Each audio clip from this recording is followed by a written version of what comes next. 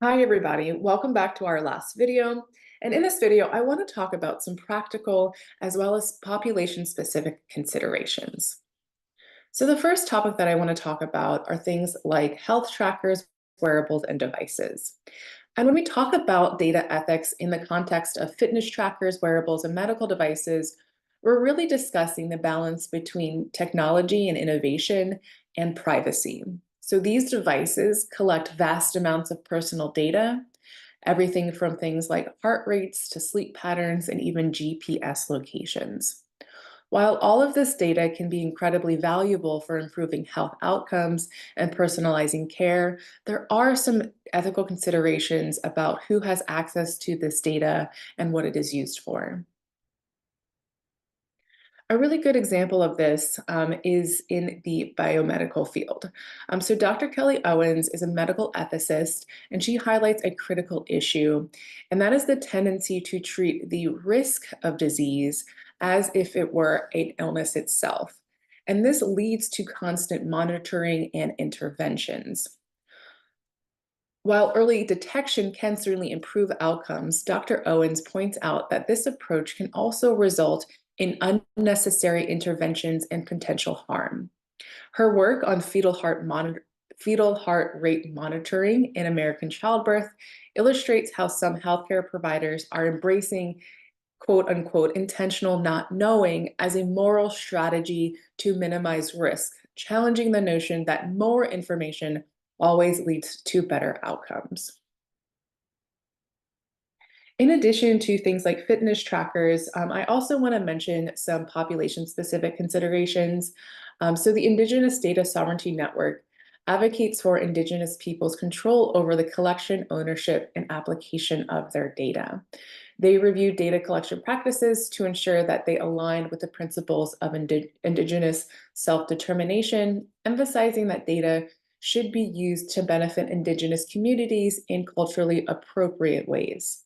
This involves scrutinizing how data is gathered, stored, and shared, ensuring that it supports the needs and rights of Indigenous people rather than exploiting them. And something that they use are the CARE principles. So these are aligned with the FAIR principles, but the CARE principles stand for collective benefit, authority to control, responsibility, and ethics. And these are central to the Indigenous Data Sovereignty Network's approach to data collection. These principles guide the ethical management of Indigenous data, ensuring that it serves the collective interest of the community, respects their authority over data decisions, is managed responsibly, and adheres to ethical standards that protect cultural integrity and sovereignty. So in addition to this population, I also want to mention LGBTQ data collection.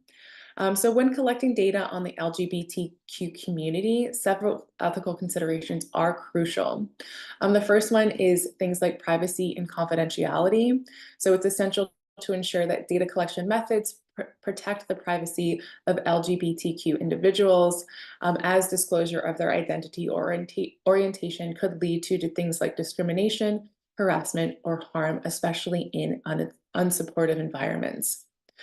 In addition to things like privacy and confidentiality, we need to consider informed consent. We want to make sure that our participants are fully informed about how their data will be used and have the ability to opt out without any negative consequences.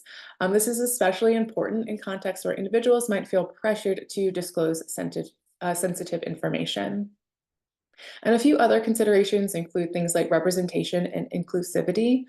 Data collection efforts should be inclusive of the diverse identities within the LGBTQ community, including non-binary, gender non-conforming, and intersex individuals.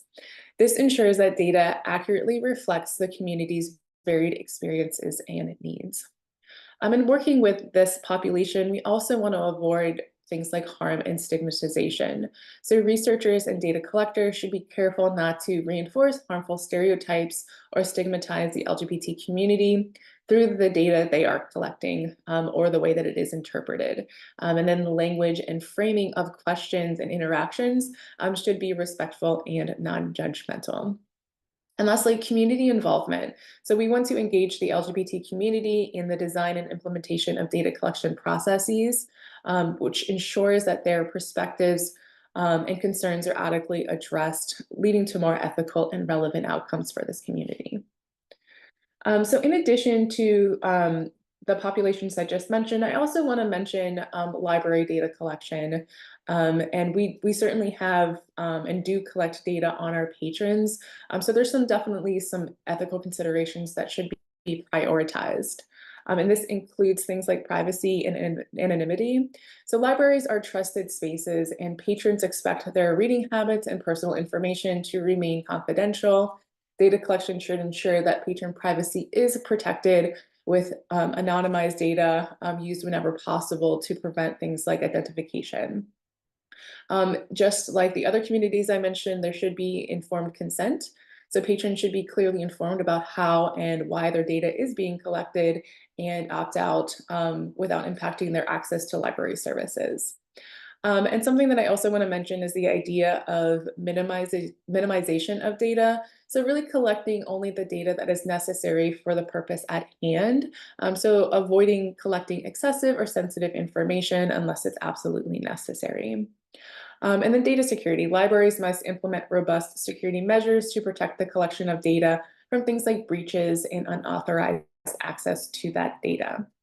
And lastly, we want to talk about transparency and accountability. And this is going to be a theme for every type of data collection.